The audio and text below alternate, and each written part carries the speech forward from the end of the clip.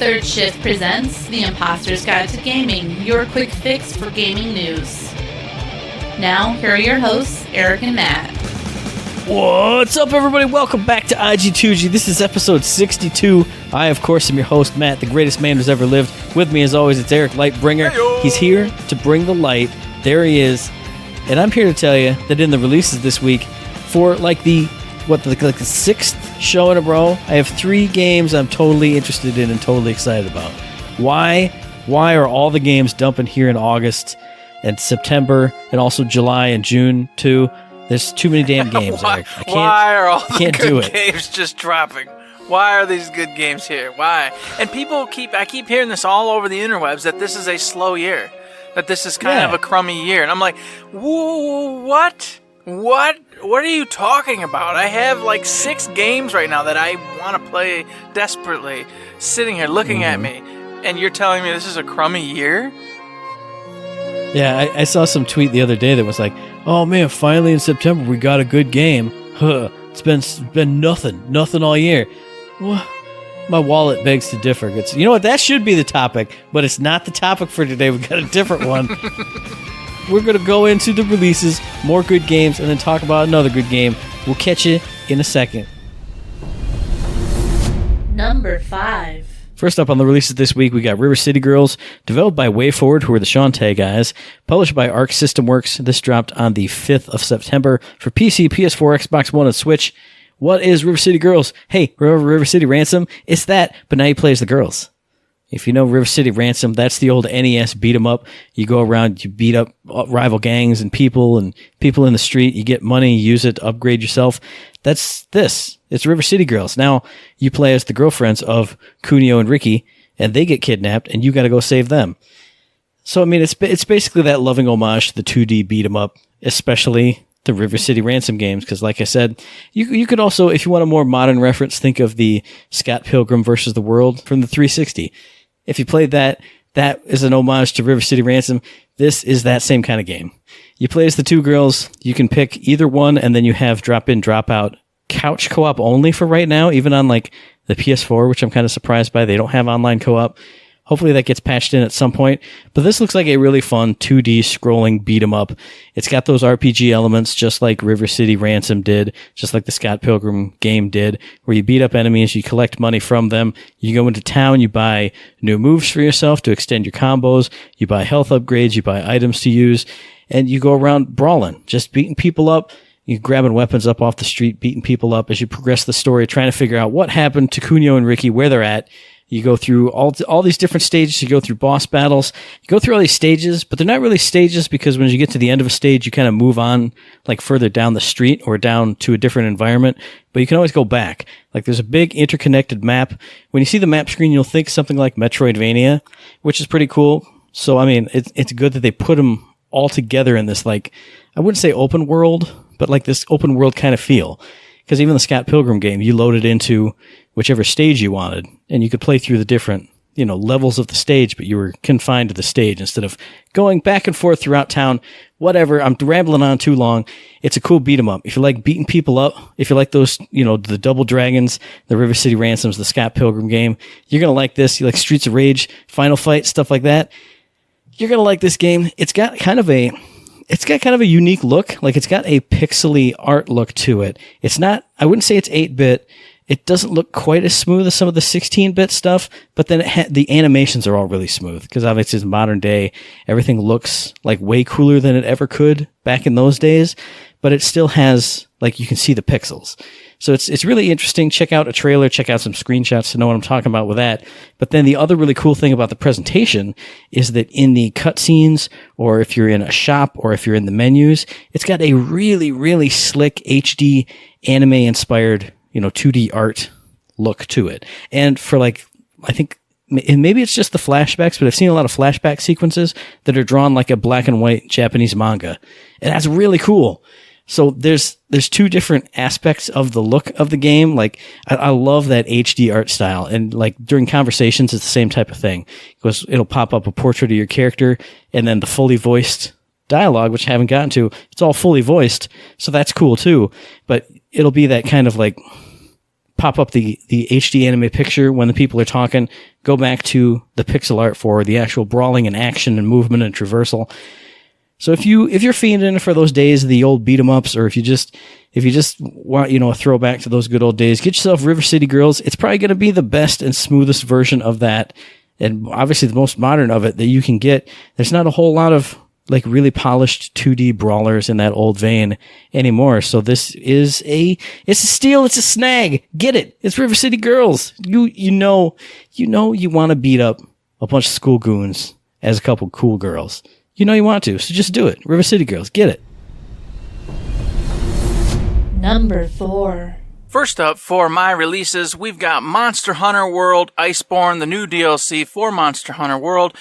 Just in case you don't know, you do have to have the primary game to play this DLC. It came out September 6, 2019. It's developed by Capcom, and it's for the PlayStation 4, Xbox One, and of course Microsoft Windows. No Switch here, boys and girls. Unfortunately, it's very sad because this game is phenomenal. I've talked about it in the past. You all know the whole thing behind Monster Hunter in general is that you, the hunter, the big dog himself, comes to this exotic world where the monsters have come to, and they're all roused up and going crazy, and you got to put an end to it by taming them and taking care of business. And by taming them, I mean murdering them or capturing them. You can capture them instead if you don't want to kill them. And getting their parts and making armor that gets you better and better and better and better at what you're doing. And then you fight bigger and bigger and bigger monsters, or faster or stronger monsters, so on and so forth. Very easy, cool. Basically, it's a game all about fighting bosses. That's what you're doing. That's the whole shtick of it. And Iceborne, everybody, wow, holy crap. It's basically an entirely new game. On top of everything you got from Monster Hunter World, you, the hunter, take over everything you've got. The monsters are all riled up again. They take off to this new area, which is this beautiful snowy landscape. You've got your snowy forests, your frozen tundras, your acidic caverns, all sorts of cool new environments. This place is huge. All new monsters to go ahead and beat up. You've got a new Elder Dragon who's out there causing a ruckus, which is why you're going there in the first place. Then, on top of it all, they took a bunch of monsters from the previous Monster Hunter World here, added them in, changed them up a bit, added some moves, added some dynamics that you didn't have before. And, of course, what would Monster Hunter World be without the loot? All of these monsters drop new loot, new sets to pick up and build and make weapons and armor. And of course, they are better than what you had before, so you're going to want to get in there and get these. They added the master class here, so therefore, all the HR hunters, all them, this is a new thing to go after, to test your skills, test your mettle against. If any of this sounds great, there's also a whole bunch of quality of life stuff, so if you haven't played any of these before, some of this might not make any sense to you, but if you have, you can look forward to a grappling hook, which during monster fights allows you to grapple to the monster and ride it, and of course, do what you do basically if you're mounting it, etc., which is really cool because instead of just chasing it down, it allows you to grapple on top of it and potentially stop it in its tracks, so that way you're not running all over the place all the time. Really neat mechanic. There's also a mount while you're looking for monsters, which you can mount up on, take off, zoom around, and while you're on it, you can also sharpen your blade, all that good stuff. So this will save you some time while you're on the hunt and doing stuff. The gathering hub now has like everything in it, and it's a new gathering hub in the new area, of course. Has everything in it you're going to need when you're going to go out on an adventure, so you don't have to leave it, come back. The main area is one plane, meaning one level, one floor, so you're not running up and down and every which way to handle all the business and take care of things. The house you have, all new upgrades, all new stuff you can customize. They went all out here. They made Monster Hunter World even better, which I thought was it wasn't impossible, but it was hard to improve upon a lot of the stuff. But they did it. A lot of the clunkier, slower stuff's been fixed up, patched up. If you haven't played this game before, do yourself a favor, grab it. It is awesome. It is fun. I enjoyed the heck out of it, and I'm sure you will too. Number 3. Next up on the releases, this is one might not be a release for this week. It might be for next week, but I can't tell. So, you know what? I'm just going to say this is my show. I can break the rules no matter what. So if I'm wrong and it's not for this week, I don't care because I'm the boss. I do what I want, and you can't stop me. Next up on the releases, it's AI, the Somnium Files, developed and published by Spike Chunsoft. You know, I love the Spike Chunsoft. This is their newest game, which drops maybe just for PC on the 17th of September, right now when this show releases, or it could also drop on the 24th for PS4 and Switch. because I watched some reviews and some gameplay of it, and I went, I got to have this game. So I went on Amazon, and it went, hey, releasing the 24th. And I went, but everything said the 17th. So I went to Steam, and it said, hey, it's coming out in like 4 hours as I'm recording this. So I don't know if just PC is the 17th and consoles are later, but whatever. It's AI, the Somnium Files. If you like the Zero Escape games, this is the next game from the creator of the Zero Escape series, and it's kind of an evolution on that, where that was a puzzle-based visual novel. This is a puzzle and story-driven kind of visual novel type game set in like near-future Tokyo, where you're playing as a detective hunting down a serial killer, like investigating a serial killing spree. And what's really cool about this is, I mean, it's near future, so you got all kinds of cool tech things. One of those cool tech things is you got like a false eye, and inside that eye is an AI companion. Not only can it act as your computer, storing evidence and remembering things and being essentially your partner because it's an artificial intelligence. The other cool thing that this can help you do is you can dive into the subconscious of, I don't know if it's just suspects or if it's just people who are related to the case. You can jump into the subconscious of certain individuals as this AI character and like walk around in their memory of what happened or their perception of what happened and investigate things in there and also change things and interact with things. Now, this part I didn't get too much into because I didn't want to spoil a lot for myself. But what's cool is as you're in this, like in the Somnium system, I think is what it's called. When you're in there, you have 6 minutes to do whatever it is you need to do. And if you take control of the AI character as like she gets like an avatar. If you stand still and look around, time doesn't flow. If you start moving, it starts flowing like a little bit slow. And then each action you take, like if you see, like there's a spinning umbrella. If you make it spin faster, that takes up time. If you choose to stop it, that takes up time. If you choose to interact with it in some other way, that takes up time too. But you can walk around and spend time slowly. You can stand there and ponder and time freezes. But every time you do something, it takes away time from that 6-minute time limit that you have to do whatever it is you need to do inside the subconscious of that person at that time. So I've heard some people saying, oh man, I don't like time limits, blah, blah, blah. But what's cool about this is, from what I've heard in a couple different reviews, and nobody's put anything into specifics, so it's not a spoiler, this game also has like a flow chart of all the different choices you can make, just like the Zero Escape games, where if it's, oh man, at this point choose A or B. Well, if you choose, no matter which one you choose, you can go down that path, unless it's like an automatic fail ending. But what people have said in these reviews is that sometimes they don't find the right solution, or they find the solution in the wrong way inside one of those subconscious scenarios, but then that also leads them to a different solution to a different problem in a different scenario further down that flowchart. So what really excites me about this is it's not just an arbitrary time limit, and if you don't solve it, it's game over.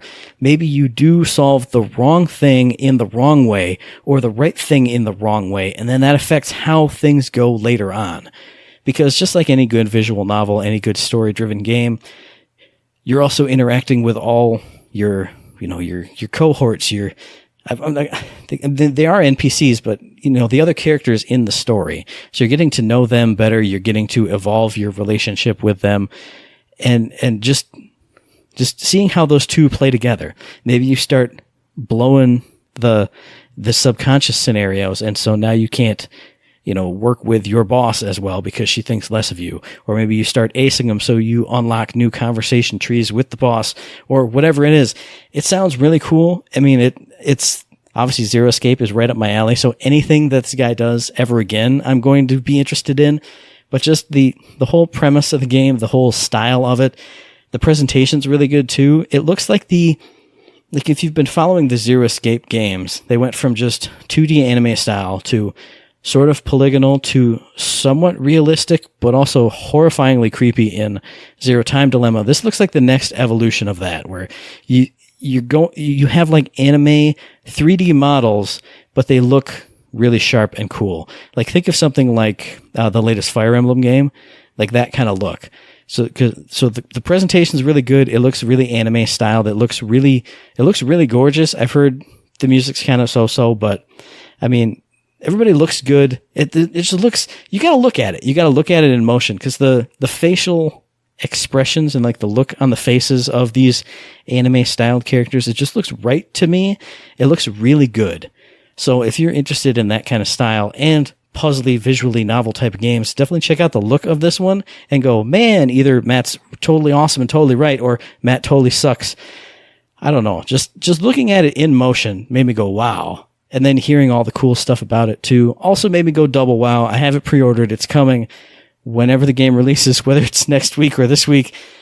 But AI, the Somnium Files, if you're looking for something, if you like visual novels, if you like interactive stories, not like super like gameplay, if you like puzzles, you maybe going to want to check this one out. I'm going to be checking it out. Like I said, AI, the Somnium Files, go get it whenever it's out for whatever console you want. Oh yeah, good times. Number 2. My second release for the day is Greedfall, developed by Spiders, published by Focus Home Interactive. It is out for PC, PlayStation 4, Xbox One as of September 10th, so you can pick this game up as we speak right now.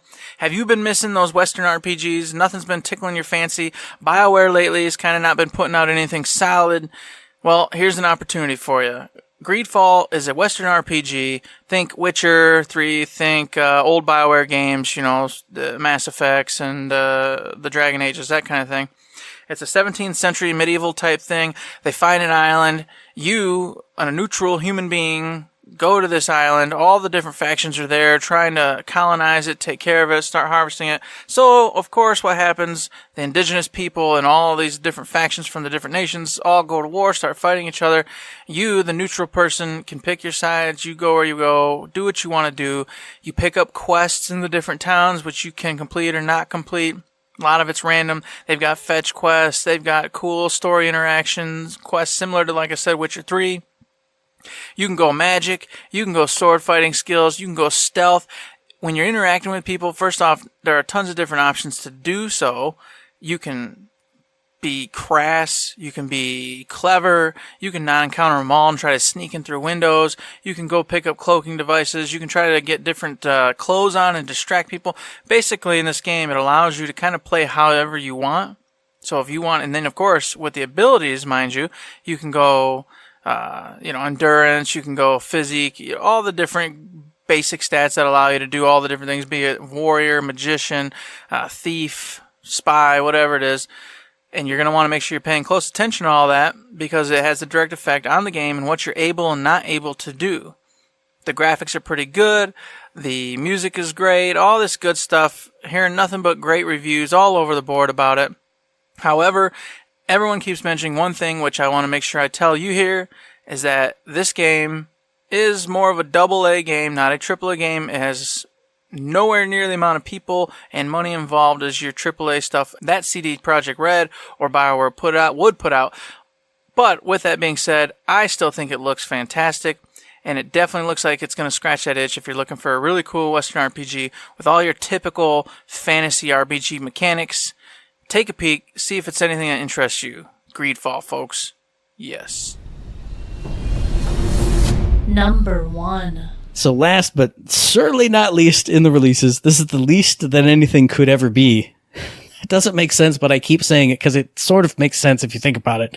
This is the game that Third Shift of the brand has been waiting 3 full years for. All of us have been waiting more years than that for. You know what we're talking about. You know already. You know what it's going to be. You know what it is. Well, I'm not even going to say it because there's nobody who just listens to IG2G. You listen to it's on the Third Shift thing. You know what we talk about on Third Shift. The game is here. It's here, and we're going to be talking about it coming up in a second. Imposter's topic of the day. All right, so I teased it in my final release of the week. You know what the game is we're going to be talking about. It's the Third Shift game. It's the game for this is the reason why we're here right now. It's Borderlands 3. There we go. We're going to talk about it. Just there. That's it. That's it. That's all the intro you get. That's all you need. It's just Borderlands 3. It's just going to be a face dump on Borderlands 3. This game we've been waiting for years. As Matt said, we started the podcast Third Shift in anticipation of this game, but we also, of course, at the time thought Battleborn was going to kind of fly through all the years with it, and we would have this big old game of Battleborn to cover. Then, of course, Borderlands would hit, and we'd be covering that, and there's this mega house of just badass games, rock and rolling. Unfortunately, Battleborn didn't carry us through, but now Borderlands 3 is here to save the day, and that's this intro's gone on too long. Eric, what do you think about Borderlands 3? Talk about it. Let's go. Oh, come on, man. You wanted to drag this intro on like another 5 minutes. So, Borderlands 3. All right, let's do it. Hey, go back to the music. We'll start all over again. Number 1. Borderlands 3. Woo! Let me tell you. I knew it was going to be good. I had no doubts. Picked it up. Got it put in. Had some hiccups. Had some problems. Finally got going on it. And it was everything I thought it would be. Gorgeous from the start. The music, the intro music, fantastic. I loved it. I was thinking about just this morning booting it up, starting a new character, just so I could watch the intro and listen to the music all over again. And of course, as you do in a Borderlands game, I sat there with the character screen, just sitting there watching what Claptrap would do, listen to that really cool jam in there. So if you can't tell, I'm in love with the tunes so far in this game. What about you, Matt? You like that music? You think it's good, bad? No, I will say I enjoy the music, but I'm going to dial it back to what you were talking about with watching that intro cutscene again and again and again. I will say I do not have the compulsion to do that because the day I got it and brought it home and it installed real quick, I went, let me play like that first few missions of Amara because I was going to play Amara. And I did it and I went, all right, cool. And I went, you know what, let me play some Zane too. Played that for those first few missions of Zane, and I watched that intro cutscene each time because I couldn't skip it. And then when I actually started to play and I started my stream and played as Flak, I had to watch it again, and I like it and I love it, but it's also like I've seen it too many times all in a row. This is RPGs all over again, where you start and re-roll your character, and you see that. Oh man, you're going through the Grey Warden initiation 4 times. No, I can't do it. Oh no. So in 20 more hours, I'll be ready to see it again for the True Vault 100 playthrough. But for now, I'm good. Well, so it just means you did what I wanted to do and see it a couple times because it is good. Well, that's true. But then you just overstayed the welcome by doing it like 4 or 5 times. So that's because you're a psychopath and you shouldn't have done that. It's your own fault. I had to know what character I was going to play. I had to know. Thought we already knew. I thought you established this long ago. You said you were going to be the Beastmaster. And I did, but then I also changed it.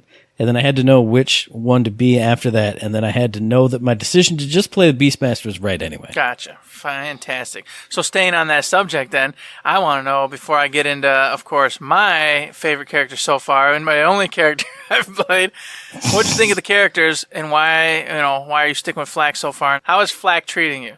If you can't tell just by watching me stream when I play, I have a blast playing as Flak. I love sending Mr. Beef out and just... He becomes a giant skag and just running around. He's constantly doing his gamma explosion because he's killing stuff. It's everything I wanted that character to be. It's just as much fun as I thought it could be. And it's even more fun because you get to change your name and your pet's names. And it's great. I love it. All the skills aren't as like active and like dramatic and cool as like Amara's ground pound and all that other stuff. They're not as flashy as that. It just feels good to know when you have your Gamma Burst up. That's the one that I go with, obviously. To know when I have it up, boom, I'm getting an unkillable monster on the field with me. And then now that I'm almost capstoned, I get that giant healing aura. So I know, it's a boss fight. Boom, put the Gamma Burst wherever I am. I stand there and I'm basically invincible unless I get hit with 10 enormous things like all in a row. So it just feels good. It feels right. I'm loving playing as Flak. I'm loving sending my skag around. I love petting my skag, talking to my skag. He's my little companion on my solo streams. It's great. So good. And I will say the other characters were fun for those, first couple levels that I played as them, but they just didn't feel right for me. Like Amara had awesome abilities, but I didn't really dig her personality in just that opening bit. It wasn't, my kind of character. Zane's personality was cool, but a lot of his answers were like really clipped. I noticed like I said, I played up through Shiv about, and a lot of his answers were, hey, Claptrap came up, hey, what's your name? And Amara gave like 4 sentences as a response, and Flak gave like 2, and Zane just goes, Zane Flint. Like that's it. And a lot of his stuff was like, all right, cool. like, no, just more, gotta have more. Get some more flavor text in there. But his abilities were awesome and wonderful. I love playing around with those. So, I don't know. Flak just is fitting the mold that I have. Everything I wanted from Flak, it's there. It's so fun. What about you with Moze? I know you've been digging her. Oh, I know you love her. Oh, I love her. I love her to death. Okay, she's the military gal in the bunch, and I love the text, the way she talks. It is shorter, like kind of like Zane, like you're talking about, but everything she says, it's got that nice sarcastic, military vibe to it. It's always like, yeah, sure, this will be the greatest thing ever. And then you just move forward. That kind of attitude, that kind of personality, which is exactly how most everybody is in the military. Just sarcastic and like, yay, this will be great. Haha. Because you just have to do it anyway, no matter how much it sucks, you're doing it anyway. And she carries that in. So props to them for doing a good job on kind of capturing that whole military spirit thing going. Plus, she treats her Iron Bear like it's real. So that's a fun little interaction where she's, oh, yeah, woo, and you get inside and it's all colorful because you made it, of course, yourself colorful, which takes Iron Bear and makes it just as cool as you. Oh, it's so great. And the best part is naturally, without even thinking about it, I had this whole build planned. I was like, all right, I'm going to go with this cool Gatling gun, incendiary rounds, this whole 9 yards. I was going to go all out, fire. But for whatever reason, everything changed when I started playing it. And I went, no. Splash damage grenades. That's what I'm going to do. Yeah. Here we go, baby. Oh, yeah. I don't regret it for a second either. Just whenever you pop in, a lot of people are talking like, I've heard a lot of, she seems kind of underwhelming. And I'm like, I don't see it at all. No, dude. I'm in there smoking people with these grenades, and then you add the splash damage, and then when it hits some enemies, it bounces and hits other enemies, blah, blah, blah, blah, so on and so forth. And then you add incendiary damage and corrosive damage and stuff from the different trees. It's, I don't know.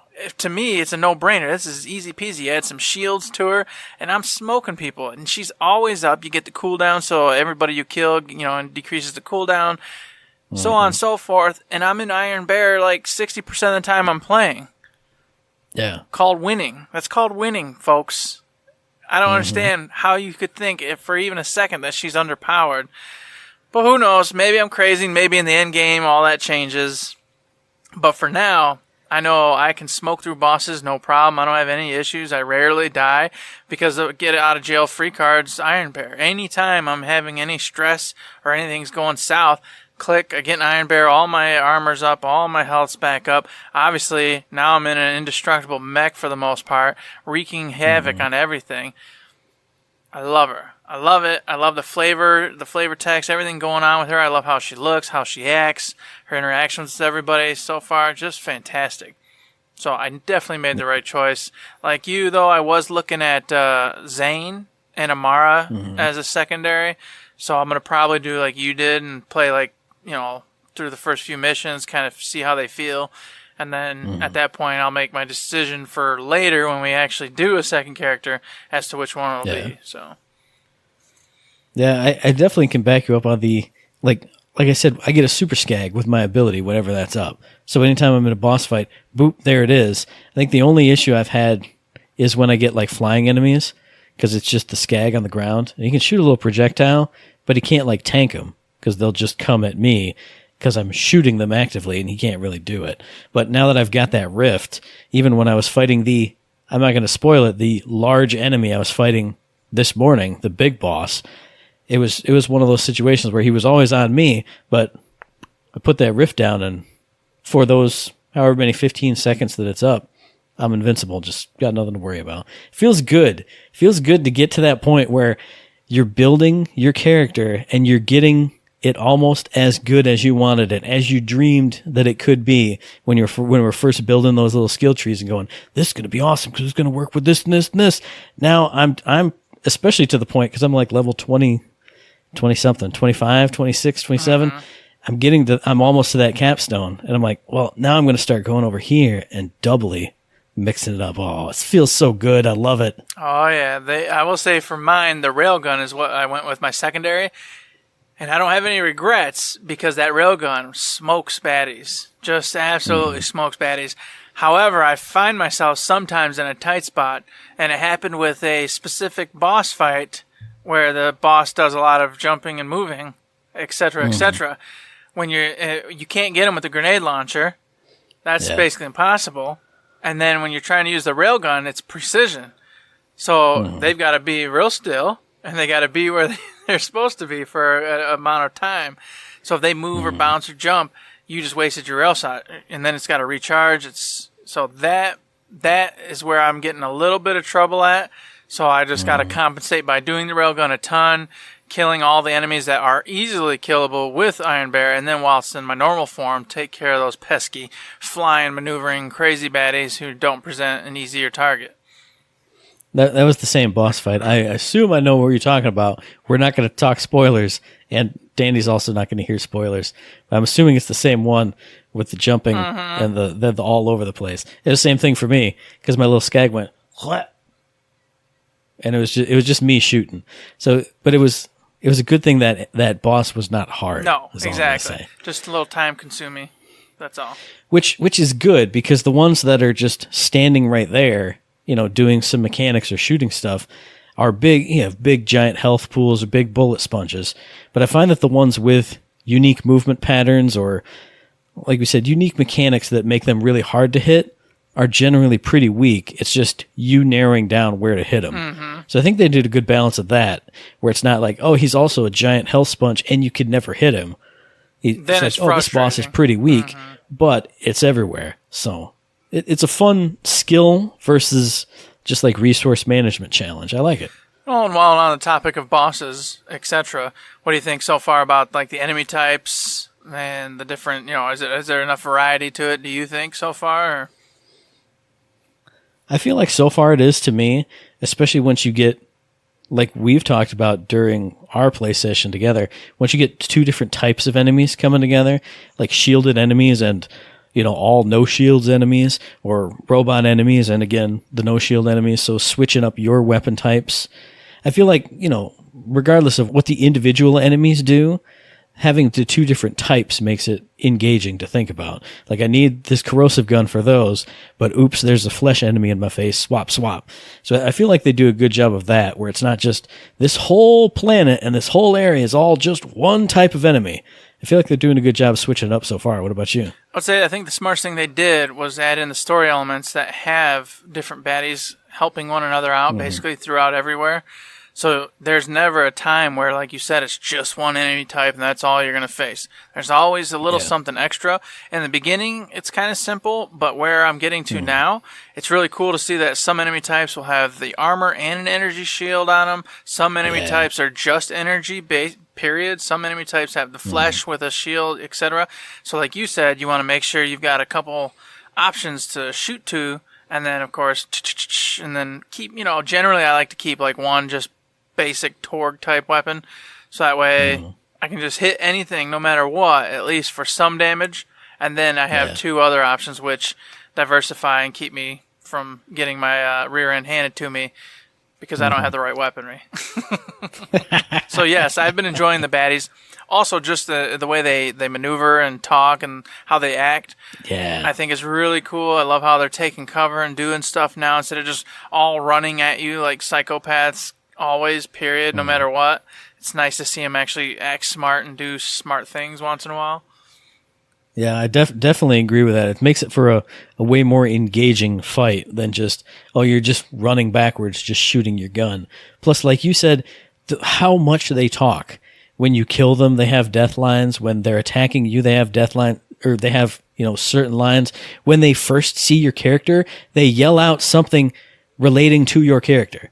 Like, since I'm playing as Flack, the robot, I'll get like, oh, we're going to turn him into a toaster, or oh, it's that stupid thing with all the pets.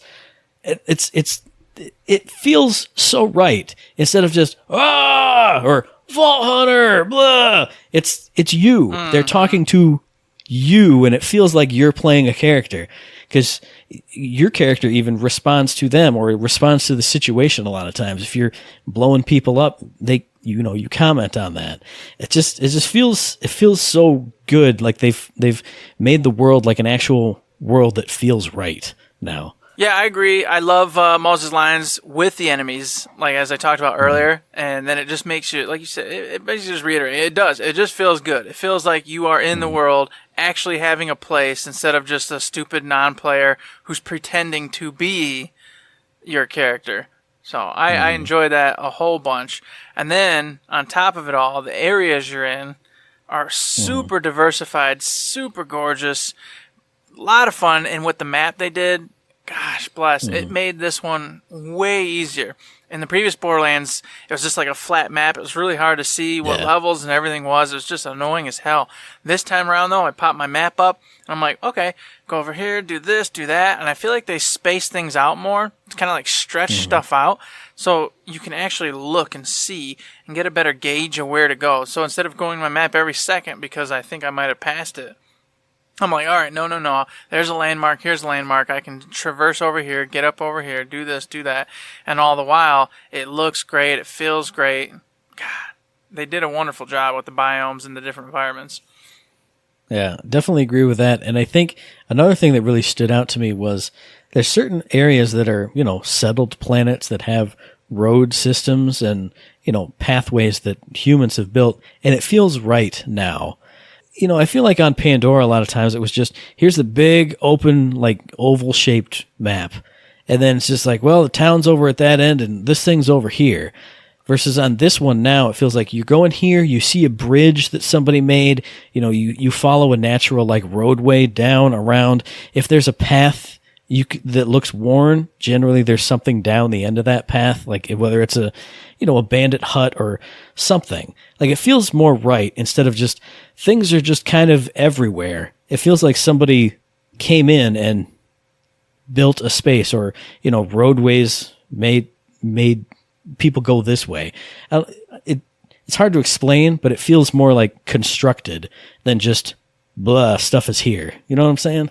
That is kind of where I was going with this. In Borderlands 1 and 2, beyond the map just being like, blah, it was the environment itself. It was like they basically went, hey, here's this big dump ground. Let's play inside of it. This time I feel like they went, no, let's make a set. Let's make a piece. Yeah. And then play inside of that. Let's have adventures we can fit into our playground that we made. Exactly. Yeah. So I feel like they went about it the right way this time, whereas I think in the previous ones they reversed that. They just went, here's the dump ground, figure things out. And this time they went, no, let's build this thing and then put things inside. And it shows because all of it's so much fun. Like when you get to Atlas stuff, that whole little area is just awesome. It's well put together. It feels exactly as it should. It feels like you were meant to be in that area and that everything there was supposed to be there. And I don't know, it's hard to explain, but it just all felt really well put together and tight-knit instead of just kind of weird and just like, oh, hey, there's these things here for no real reason, but they're here, cool beans, let's do this. And I feel like some of the secret areas are tied into that pretty well, too.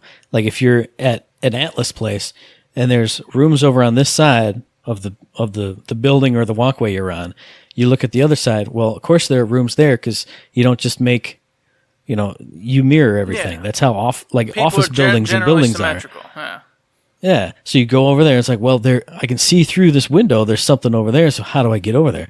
Oh, maybe you got to find a secondary access route. But because you saw it over here, there's probably something over there. Or if you see like a hole or a step or a mantleable thing, there's usually something up there because they've crafted it instead of it's just the big shipping containers and big blocks and that's it. Usually there's at least something to find everywhere you can get to. Not always. There's still some of those corners that I run into and I go, here it is. Here's a secret. Nope. They usually at least put like a couple ammo boxes in there now, though. At least if you run at least there's there. something. Yeah. You go, oh. But when you do find an area like for some of the targets of opportunity, you climb over, or you find this little pit, and it's like, oh, hey, why don't you kill this whatever that's there, this rare creature or whatever? It feels right. Yeah, it really does. Because you've stumbled upon this like hidden area that you wouldn't have found otherwise. Feels good. And speaking of stumbling on, finding the gun cases this time around is much more challenging. I remember 1 and 2, basically you would run into them no matter what you did. You were going to find gun cases. I think in this one, they're starting to treat them more like a prize or a treat instead of just as part of the progression. Because most cases, not all, there's always one or two here and there that are just, hey, here's a gun case for you. But for the most part, if you want to find gun cases, you have to look in like the weird spots. They'll have them up on like a random ledge over here in the middle of nowhere, or up on the top of the box, like you said, that you got to climb up and get to, or you got to make a weird jump onto an overhang that you have no reason to be there for, except if you do, there's a gun case sitting there.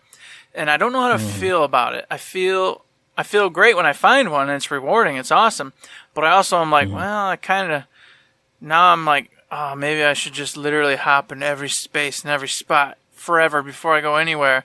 But then, of course, I'm like, I can't do that. I'll do a few of the spots, but Eric, you gotta stop and move on at some point. So you can't be a crazy person just because you want to hunt down these gun cases. So part of me is a little sad because it kind of halts the flow. Because in my head, I go, oh yeah, they're not gonna be out in the open air. You gotta look if you're gonna want to find a gun case around. And so I stop doing what I'm doing and kind of jump out of the story a little bit for a minute while I'm just being a putz and searching corners and doing all this stuff. But I mean, that is Borderlands. So I suppose it's okay. It does sometimes make me a little sad because I feel like I'm missing gun case opportunities because I'm not looking in every single weird random corner. Yeah, and that's something I also feel too, because I am that guy. I like exploring all the corners and jumping on all the things and what's down this little weird pipeway that I can kind of shimmy down, but I'm not really supposed to be down here.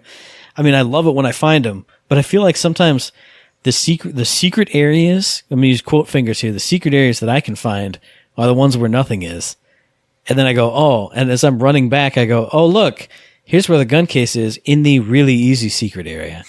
Like you had to do one jump and there it is. Whereas I did 15 jumps and then tried to do a double jump and hung in the air and just barely got over here and there's nothing. I like it.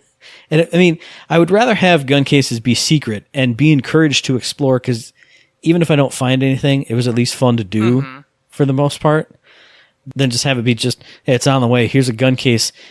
Because if you were a bandit and you had guns, you'd keep them in a secret case. You wouldn't just put it out in the middle of the street. Yeah. So I mean, I like it. I like that it's secret. That's also why I like playing flat, because occasionally he'll be like, huh, you found something for me, did you, boy? And I'll go, what? Who found what? And I see my skag scurrying out of a little corner. And I go, oh, gun case. Feels good. Yeah, I do envy you having a pet that can find everything for you. I'm very jealous of that, because Iron Bear does not find me anything. Now, I will say, he only finds stuff on the ground, like a skag would. Like if there's stuff up, he can't find that. He's not gonna find it. If he does find it, it's because I'm facing the other way and he's teleported up there and it's behind me. Oh, nice. So, with that being said, we've covered pretty much everything. I feel we got the sound covered. I feel like there's something missing though. There's something story. Well, I mean, yeah, that's the big thing, yeah. But we can't talk about it per se. But what do you think overarching so far? The characters, the story, how it's coming together, and how it's put going forward. What do you think? I'm loving it right now. Like, I love the villains because they're so silly and stupid. And I love that they are doing, heinous things. And they're working with heinous people and doing heinous stuff. But I like it more than the story of Borderlands 2. I feel like there are stakes, and the fact that I am out doing things and affecting the way things happen, I feel like the stakes are bigger and my effect on the story is bigger. I've shut down some things and some stuff and gotten rid of some bad guys, but the overarching threat is still there, and the stakes, because I've been doing that, the stakes are getting raised on their ends too. So obviously we can't go into spoilers on that, but I'm loving the characters, I'm loving the story, I'm loving the way the story is progressing, and how those characters are evolving to progress the story. So far, at least. What about you, Eric? I'm in the same boat overall. I think the characters that have been introduced are freaking fantastic. Some, obviously, better than others. Like Lorelei. Yeah, oh Lorelei. my, Lorelei. Yeah, Lorelei. Jeez, oh Pete. You know many names. It's possible. She's fantastic. I mean, everything I did with her, the whole coffee shtick, all that good stuff, I loved every bit of it. I really hope that we get to see her more later in this game, or at least in a DLC. You know, another character, this isn't a spoiler, Reese, you know, you're going to encounter Reese. He's awesome, but it's super shallow right now. Yeah. And there's so much more to him, especially if you played Tales from the Borderlands. You know there's a whole backstory to him and all of his peeps and things. And he kind of alludes in a couple of the little echo logs that something's amiss. But that's pretty much it. And I want to know, you know, I'm invested in those characters from playing Tales of the Borderlands. So I'm like, no, what happened? What's going on? Tell me. And it's not telling me. And that's frustrating me. Because I'm like, this guy's awesome, and his crew is awesome, and I want to know what's going on with them, and why is everything screwed up. But, of course, this game isn't about Reese. It's about you. And I'm like, no, I need you to pause, and I need us to go figure this out now, okay? And I won't say which character it is, because what I'm going to say would be sort of a spoiler, I guess. There's another character from Tales that you meet that does, like, two things, and then I haven't seen them since. What's going to happen? Just there for fan service? Yeah. What's the point? I agree with that. It's like, no, I want to know more about what you're doing and why aren't you connected with the other character, as a matter of fact. And I feel like there's just a lot of stuff, and if you've been in Borderlands lore for a long time, that they've got here, but they're not tying it together and or making you seem like it's going to be a connected universe. And that's my only concern is, especially, I mean, they've brought Tales characters in, and we've obviously spent, 10 some hours with those characters, went on an adventure, built relationships with them and feelings for them. Like, I wonder if, like, they're only bringing over some of the characters they like, or, you know, just like, oh, hey, this will be fun to throw that character in. But it's like, but that's an important character to me. Maybe to the overall canon it's not, but you got to explain why.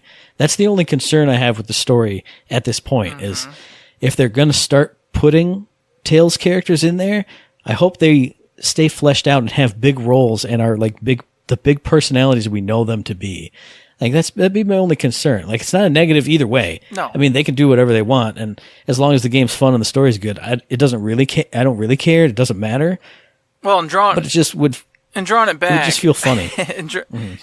It's still great. Like, the story, like you said, is fantastic. I'm having fun with it. I feel involved in the story. I feel like the characters are talking to me, interacting with me, want me to carry forward with what's going on. And as you said, when you do something, it's like, uh-oh, this happened, and there's a reason why this happened. Why'd you do this? Why'd that happen? So on and so forth.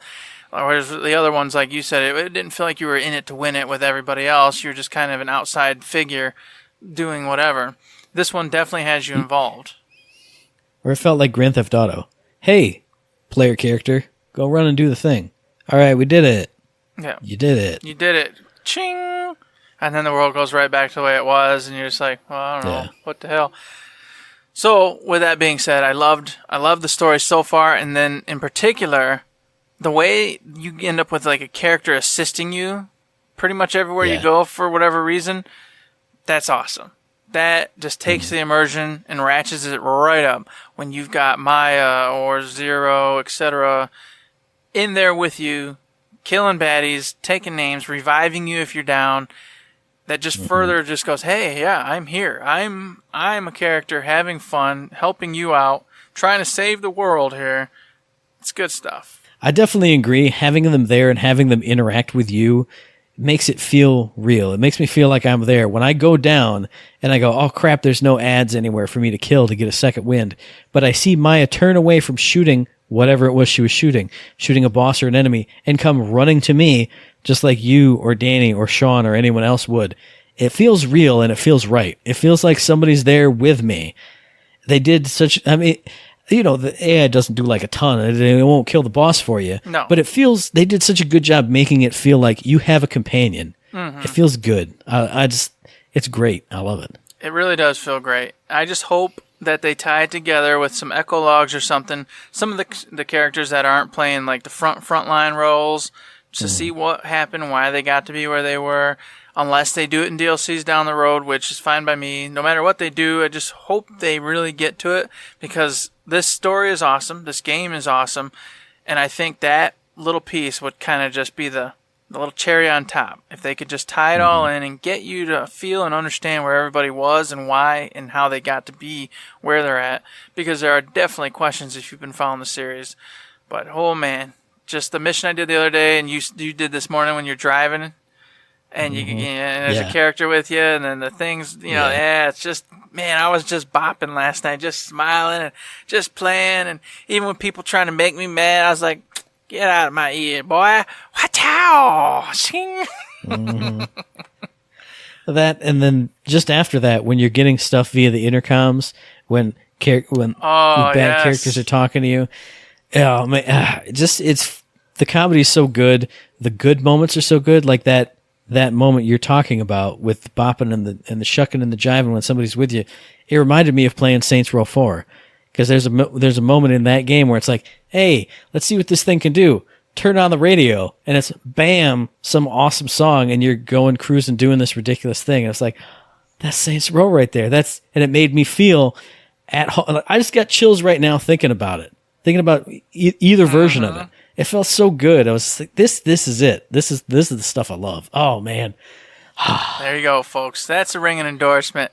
That's a damn good time. This game, for sure, is carried the weight. It's done what it had to do, and now it's out, and it has that punch. It has that impact. It feels like a game that took years to make, but is worth the years it was taken to make because it's solid. And we didn't even mention it. You said punch and impact. The guns feel punchy. They have impact. The gameplay itself feels good. So we said presentation's good, story's good, it's funny, we enjoy ourselves. It plays well too. It plays great. Oh yeah. It feels like you're there. Versus sometimes in Borderlands 2 when you're shooting your gun, it just felt like you're just they never felt bad. Yeah, but some of the manufacturers was like, okay, well I'm just spraying pixels at other pixels. Here it feels like, boom, you're in it, you're fighting, you're dealing with it. Explosions are bigger, impacts are bigger, you're getting bounced around, you're bouncing people around. Man, everything's too good. I love it. It's great right now. Everything they had in Borderlands 2, they took, ratcheted it up, made it better, improved on it, changed it to where it needed to be. Don't get me wrong, Borderlands 2 is fantastic for what it was back in the day. It was a great game. We played the hell out of it. But 3 just surpasses it so far and so much that we do compare it to 2 because, well, it's obviously its successor. So I don't mean to be kind of, 2 sucked compared to that. It's not what we were getting at. Just saying that they took what was good and great for then and now brought it forward, and it's just fantastic. It's definitely a chef's kiss, Mwah, très magnifique. Yeah, when all those reviews were saying this is the refinement of everything there was, or it's the same formula, but it's done so well. Now I can see it. Now, well, literally I can see it. I can feel it in my hands. I can hear it in my ear holes. It's, if you love Borderlands, this is the best Borderlands can be for right now until it gets even better later. Oh yeah. And I would tell everybody who's on the fence or thinking about it, pick it up, because you know what? I don't think you're going to see no super sale anytime soon. And secondly, they're going to have the Halloween DLC coming out any kind of time now, probably the next 3-4 weeks. And man, you do not want to miss the holiday stuff that Borderlands does, because it's so much fun and some of my favorite content in the whole wide world, especially the Halloween one.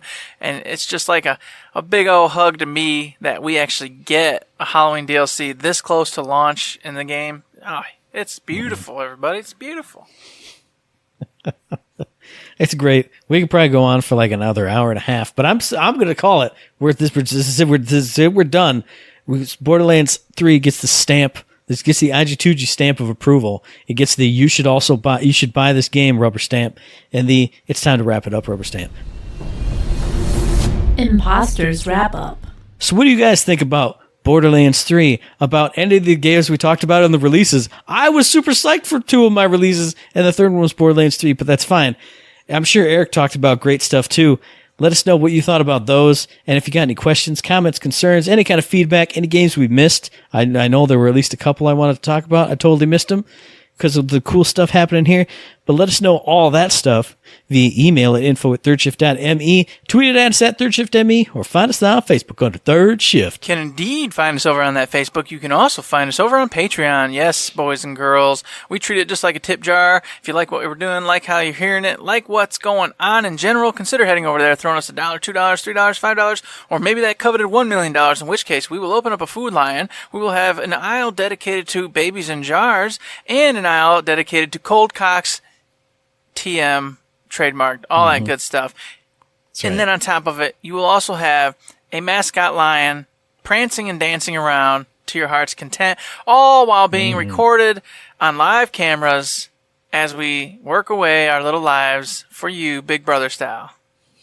That's right. It's beautiful. So if you can throw that $1 million, please do so. If you can't, we understand. You know what? You got to pay bills. You got to do things. You got to buy Borderlands 3. I get it. I understand that. You can support us in so many other ways. 5-star ratings over on them iTunes and other podcast sites, etc. You know, it all gets the ratings up, all the views up, blah, blah, blah, blah. It makes us become a new kind of transformer. Give us the arms we need and the legs we need to transform people. It's up to you. Otherwise, we're just going to stay a little base body, sitting there, chilling, talking, going crazy, but never having those legs to run.